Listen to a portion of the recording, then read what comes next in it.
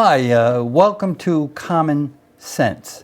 Common Sense is a series of shows featuring interviews with interesting people that will help us learn who they are, what they're doing, and currently what makes sense to them. And what I'm going to try to do is do this in a clear, concise, and direct manner. I'm Rudy Breglia, and I'm going to be interviewing Casey Zuber today. He's the former Avon Lake mayor. Now he's a council member at large and a candidate for that office as well. Yeah. So thanks for your former service and future service. And what I'd like to do, Casey, is to ask you to give us some background so we get to know you. Okay, well, thanks for having me, Rudy. I appreciate you inviting me on the show. I'm looking forward to doing more of these, not only with you, but with others too. I think that that's going to be something where we can do a little bit more education with our community on, especially some of the things that are going to be coming forward. But as for myself, my parents built a house in Avon Lake in 1968 on Bell Road. So I grew up on Bell Road and went all through school here in Avon Lake, graduated in 1981. I went to Airy View and I went to Learwood Junior High. At that time, we had both Learwood and Troy, two junior highs. Oh, okay. So, and graduated, and then after I graduated from high school, I went to college at Evangel University. Okay, all right. And that's in Springfield, Missouri. Wow. Okay. So, and got a degree in government and psychology. Wow, training. Yeah. Okay. So, and I learned a lot when I was there. That's mainly where I got a lot of my learning. In high school, it was basically going through the motions, whereas in college, I was able to do much more and learn more and really thrive there. Well, were there any significant events that happened during these formative years? Well, probably the most important during that time was when I found God or Jesus or was saved when I was 17. I mean, that was probably the most thing, and that's what drove me to Evangel College, what was Evangel College, now Evangel University. Okay. So. All right. So. Well, how about your professional life? What positions did you hold? What offices? I first got elected as far as an elected official, the Avon Lake City Council in 1991. Okay. Prior to that, I had worked for the Republican Party. I was elected as a precinct committeeman in 1986, and from there, I started working for the county as a probation officer in juvenile court in 1989. But as far as elected official, I was elected in 91 as a councilman, Ward 4, which is the west side of town. Okay. I served there until 95, was elected as a councilman-at-large in 2001, which I served till 2007 when I was elected mayor. And then I served in that capacity till 2011. Now, when you were elected the first time, how did you reach that decision to take a try for that office? Well, prior to that, I had worked for a lot of different campaigns and candidates. I was already working for the county. I was working in the juvenile court, probation officer, and some other different programs. So you knew what it was all about. Right, and I had run a campaign for Glenn Bender, who was a councilman appointed in 1986. I think he was appointed, ran his campaign in 1987. I had worked for other candidates. I've worked a lot of political candidates for their campaigns too. Okay. So, and it's something I wanted to do, and a ward council race was is one of the best races to run in when you first are running for office. Small, compact area. You can get out and talk to all the people. Yeah, and talk to people. Okay. How many elections have you been in? And what was the toughest? The This is my 13th election that Wow. I'm running in. Uh-huh. The toughest elections are always re-election. Okay. Because You've been in you're- office. And, Because you're in office. yeah. And you you're have responsible. right. You have a track record and stuff like that. When you're not running for re-election and you're just running for an office, you have a lot more flexibility on what you can do, what you can say.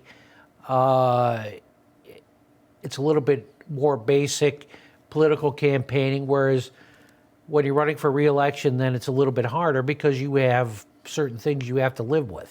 Yeah, and that you you've have to done. project to the future. and- Right, right. Well, I mean, all campaigns are about the future. Yeah, to a that's certain true. extent. But I think that when you're in office, it's much different. It's sort of like when I talk to people about campaigning and being an elected official. There's a very big difference between running for office and being in office. They're two very separate, Yeah. distinct entities. One relies on the other. That's one of the only things they have in common. Well, what prepares you, do you think? Well, what's the best preparation for political office, serving the people? I guess I'd have to say it's getting to know people and trying to understand the area that you represent. And a lot of that's when you're out talking to people. Okay. I think, and I think just you've have- always had that capability of talking to people. You know? Well, yeah, more so now, I think, than when I was younger. But I think that it's a little bit has to do with your desire to be in government. It's, everybody has different gifts that they have. And, that's one of my gifts is government and the desire to do things in government. I guess I've always had that people. interest. Yeah, and it's a Serve. helping people thing. I mean, and that's sort of, a lot of that is based on what I learned in college. I mean, psychology is a helping people type of thing, and government, learning about that. I've always had that interest. I think a little bit of that comes from my dad too. He was a big history buff, and like when we went on vacations to like Gettysburg and some of those different, Williamsburg when I was a kid. In fact, the one thing I did do, which is pretty wild, was I went through the White House, toured it the day Richard Nixon resigned, and it was just my family was out there on a vacation. It just happened to be that day. Yeah, that was That was a pretty big day. yeah. So and we were on the tour through the White House. Yeah, so that. What are your current duties right now, so people get an idea of what a council member at large does? Council, basically nothing can happen in the city without the approval of council. Council has the power within the city. They pass the budget. They pass the laws. Any expenditure that the city makes has to be approved by council. Oh, okay. Whether it be what road you're going to pave, how much money that's going to take, or you're paying certain debt, or so that's a lot of what council on the bigger role has. Myself, I'm the chairman of the HR committee. Okay. So I deal with mainly HR issues, like, the last. Who do you hire? Who do you fire? No, not necessarily. Not a lot of that. That's done by the administration mostly. Okay. But what I deal with is like we're updating job descriptions. Like we're updating now. The fire department job descriptions are being updated. Okay. They haven't been updated in 6 years. The new chief has written that's been part of his duty. Things like that. We just Create new ones. Create new job descriptions when that's Right. I mean, and approve them, review them in the committee. We just passed the increases for the non-bargaining employees. So that's part of that, went through the HR committee. I mean, I Okay. didn't support the most recent one, but the one prior, I basically authored that increase Okay. for them. So you're dealing with personnel matters and things like that, nowhere near what the administration does, but it's still a review process. And the person that's the HR committee chairman basically directs those through city council and things like that. But the other duties, you take phone calls from people. I've developed relationships with a lot of people. So I get, anytime somebody wants to know what's happening, they give me a call. People I know, some people I don't. A lot of people I just met when I knocked on their door and they still have my number and stuff like that. You don't interview job seekers, or do you? Do you have a final word on, whether, this person is hired for a particular job? Not really. That's mostly the administration. We do, like the HR director. I was involved in that. In picking that person? Right. In looking at that person, that's mostly what we do is go based on the administration's recommendation. And Okay. they go there's a long process that they go through. Okay. Especially in a lot of those jobs. I would have to say 85 to 90% of the jobs in Avon Lake, the people that are hired are civil service. So they take the civil service test. They're interviewed based on their civil service test, and they come to the department heads come to us with a recommendation. Police department, fire department, service department. So most of those are. It's civil service, so there's not a lot you can do with that. I know I've been at council meetings where either a policeman is either a police officer is accepted or approved. Is that just a formality, a formal ceremony? But it's they've been hired already, and well, council has to hire person. There has to be a hiring ordinance with that person's name and their rate of pay. Oh, I got you. They have to do that, and that's It's one of their duties. Right. One of our duties. That's the charter, and so when that passes out of the HR committee, I got you. and then it goes to the council floor. A lot of times, it takes a lot of things that happen when council passes them. Have already been discussed. They're already known quantities by council. Okay. There's not a lot of brand new things that come up. We've talked about it, budget time, things like that. So, and on personnel like a fireman and policeman, we want to get those people in as soon as possible. As soon as we have that recommendation, we try and move as quick as possible. I got you. Because they've already been vetted. It's just a minor part of the process. Right, but it has to be done. It's got to be formalized by council. Understand. Now, overall, how do local governments serve their residents?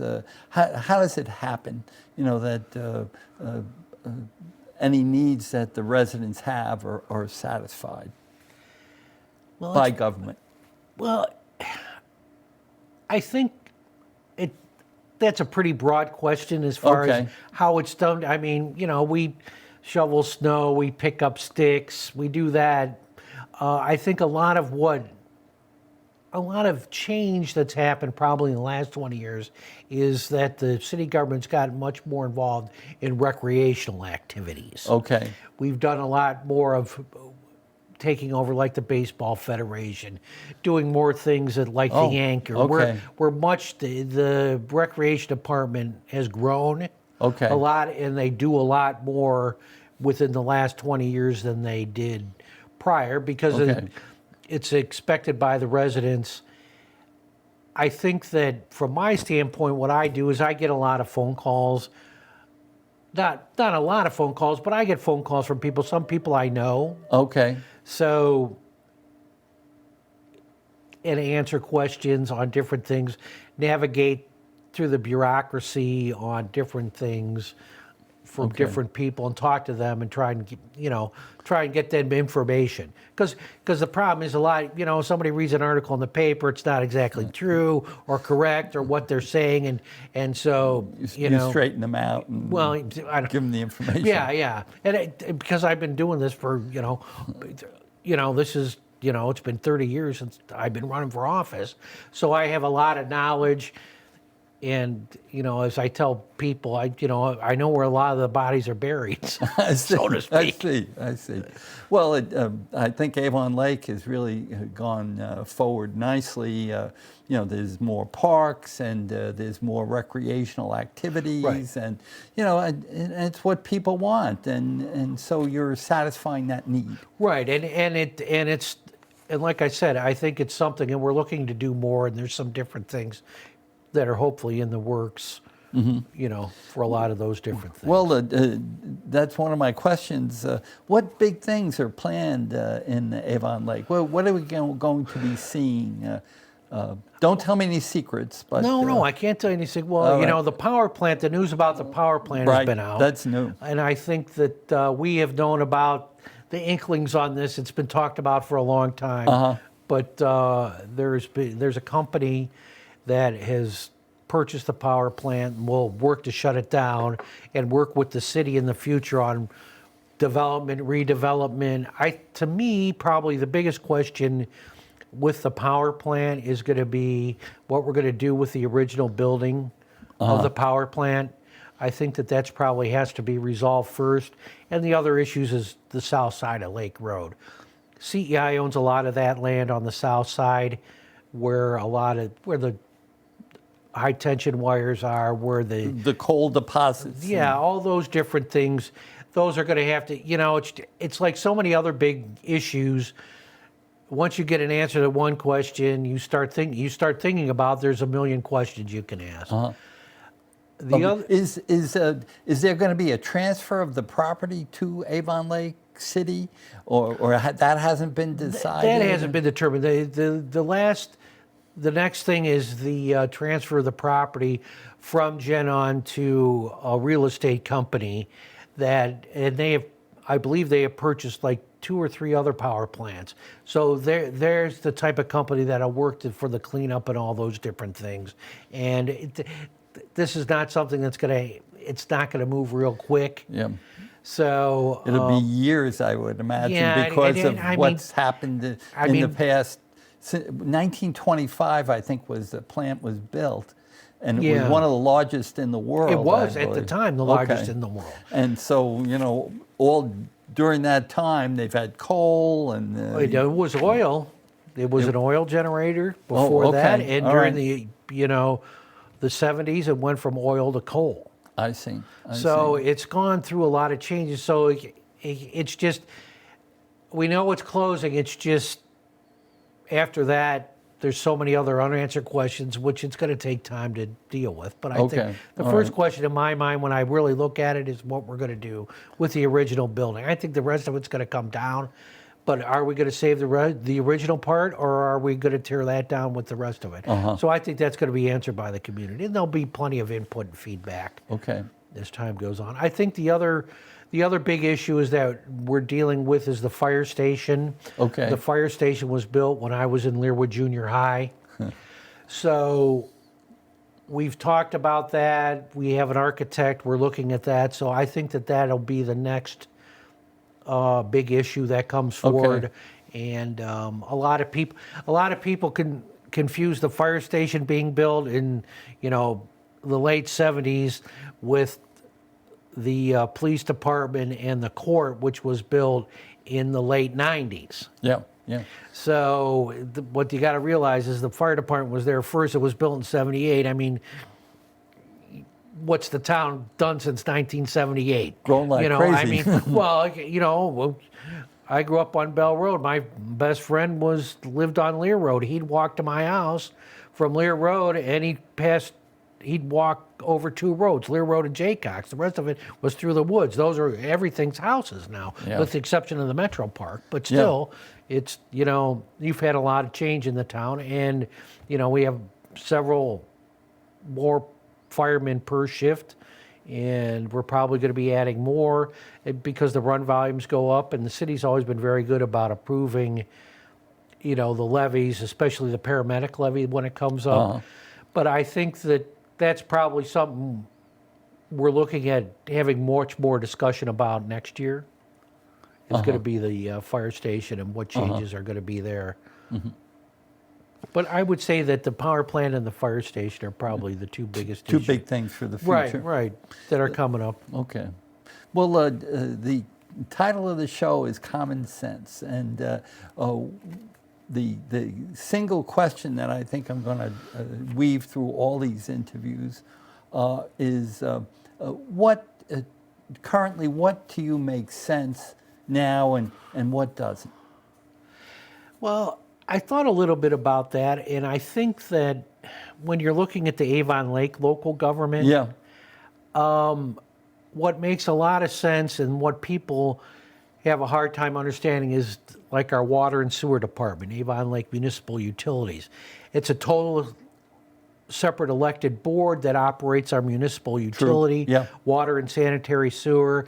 And I think that that made a lot of sense when it was set up in the charter that way. It's worked out very well as far as keeping our water and sewer rates cheap, the cheapest, some of the cheapest in the state of Ohio. Yeah. So when you talk about local government, I would say that that's probably something that makes sense. Something that doesn't make sense to me right now is that the pandemic's over, but City Hall is still closed to the public. So that's something to me that I think that we need to change and get together with. And I brought that up here recently on that. But so I would say that doesn't make a lot of sense when every other city hall, there's only one out of a bunch of them that we surveyed besides us that's still closed. I see. I see. In with regards to other municipalities in the Sure. in the area. Right. Okay. The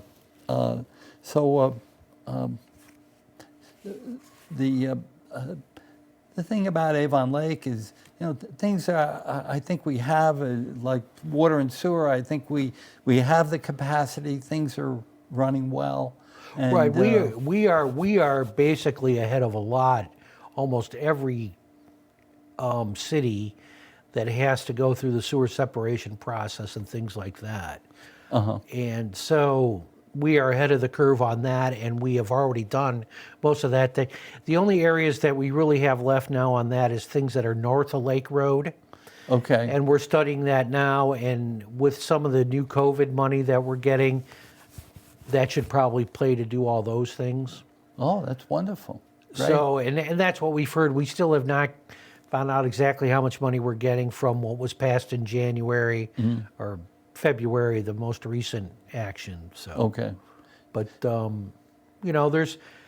I think that there's some things that I've always been big on parks and green space, creating the Metro Park and things like that. So. There's things I'm looking at on that angle too from my own self that I've talked to some other people about.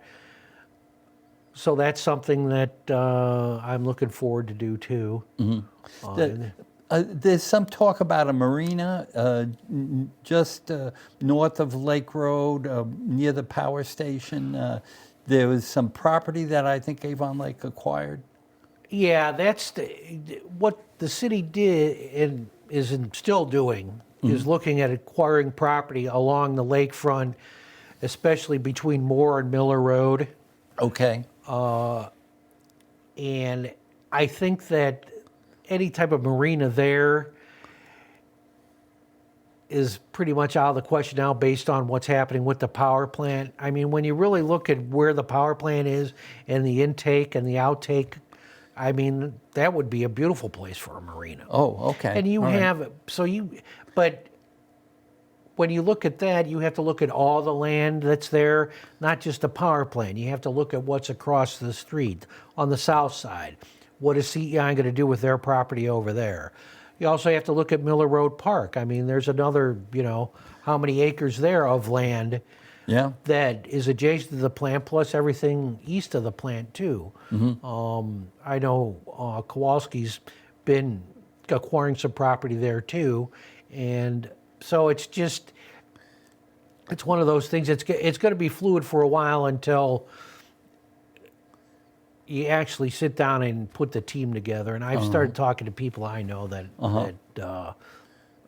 for a team of something like that. Well, I think it's all going to be good for Avon Lake when we finally get Right. through the process of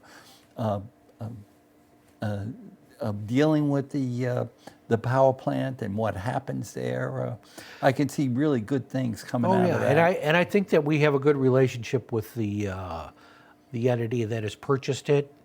Okay. And we'll be sitting down working with them, but it's the biggest problem I think that we have there is going to be the cleanup. I mean, it's almost 100 years old, Yeah. and you know, I mean, 60, 70 years ago, you didn't have the stringent Same standards we have now. and so I think that the other thing is that I could only imagine what the scrap metal worth in that plant and the surrounding areas is. Not to mention all the brickwork, and you know, everybody's driven by the power plant, but the next time you drive by, pull up to it, next to it, and really look at it, because it's when you really sit down and look at. I mean, there's beautiful sandstone Yeah. in it, and it's massive. I mean, Yeah, the thing. it's I big. mean, it goes very far from Lake Road to the lake. I mean, it's huge. Yeah, I've toured that plant. Yeah, and it's beautiful inside. Oh yeah, it was that Art Deco. You know, that design in the 1920s. Right, and the man that built that plant lived in Avon Lake. Oh yeah. Grew up in Avon Lake. Was from Avon Lake. That's why it's even more grandiose. I see. Because it was the biggest plant when it was built in the world in 1926. Yeah. So Quite an asset. yeah. Well, thank you for your conversation, discussion. I think the next interview will actually be Casey interviewing me. I'm a citizen advocate for seatbelts in school buses, and I think we'll be talking a lot about that. Right. But this is the first of the series. If you have some comments, have some recommendations for us, certainly send us a note. I'm hoping that my email address and Casey's email address will be at the bottom of your screen. If you have someone you know, or you are an interesting person, please send us your contact information, and we'll proceed from there. And thank you for watching, and thank you very much, Casey, for your time. Thank you, Rudy. Okay, you have a great day. Bye.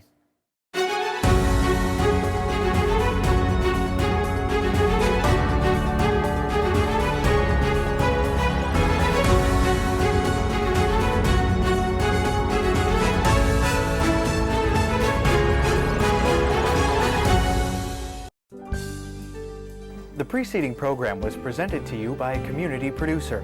The statements, views, and opinions expressed were not necessarily those of ALC TV or the City of Avon Lake.